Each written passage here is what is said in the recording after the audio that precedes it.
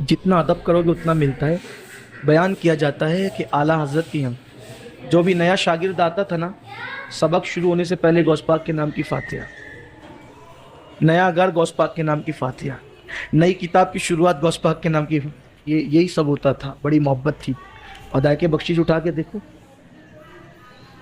پہلے رسول پاک کی نعت لکھی، ایک ہی لکھی، بعد میں ساری منقبتیں، پھر بعد میں نعتوں کا سلسلہ شروع ہوتا ہے. اور جتنی منقبت کے اشعار غوث پاک کے شان میں لکھا ہے کسی کے لیے نہیں لکھا، اور جو لکھا ہے خوب لکھا. ان جیسا میں نہیں سمجھتا ہوں کہ کسی نے غوث پاک کی شان میں ان کی صدی میں لکھا. ان سے پہلے لکھا ہوگا، ان کی صدی میں ان جیسا کسی نے نہیں لکھا غوث پاک کی شان میں. پڑھو تو عقل دنگ رہتی ہے. بڑی شان بیان کی غوث پاک کی، اور برکتیں بھی ملی ان کو، بڑی برکتیں ملی، اور محبت کا صلہ ملتا ہی ہے. تو فاتحہ بھی غوث پاک کے نام کی، توجہ دینا، غوث پاک کے نام کی فاتحہ ہوئی. ان دنوں حضور محدث اعظمین سید محمد کچوچوی رحمۃ اللہ علیہ بھی اعلیٰ حضرت کے یہاں پڑھتے تھے، شاگرد تھے.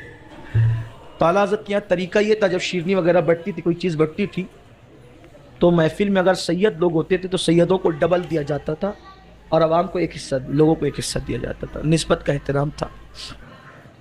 تو سید صاحب تھے حضور محدث اعظمین.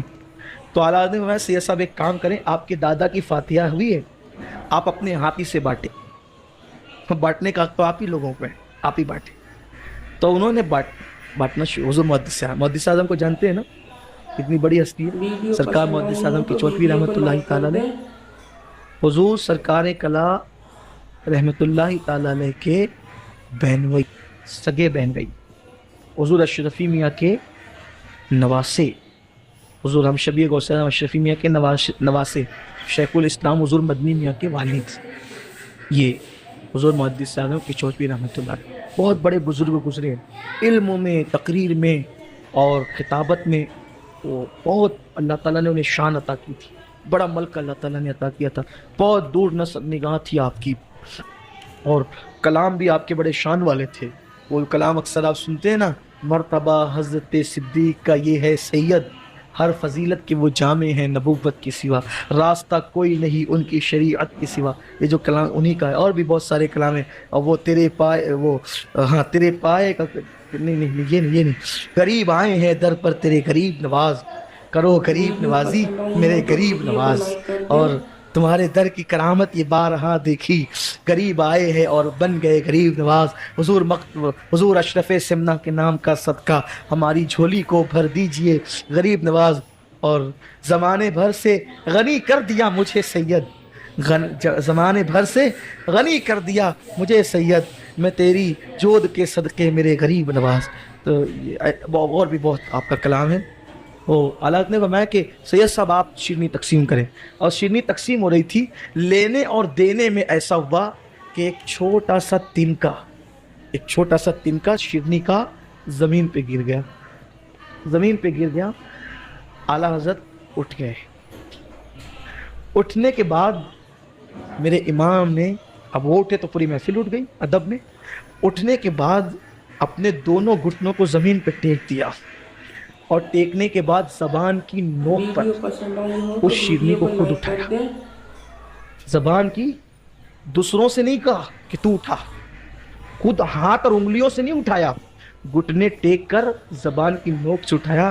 فرمایا ابھی مٹھائی نہیں دیکھی جائے گی، کس کے نام سے فاتحہ ہوئی ہے، کس کے نام کا تبرک ہے، اس شان سے اٹھایا.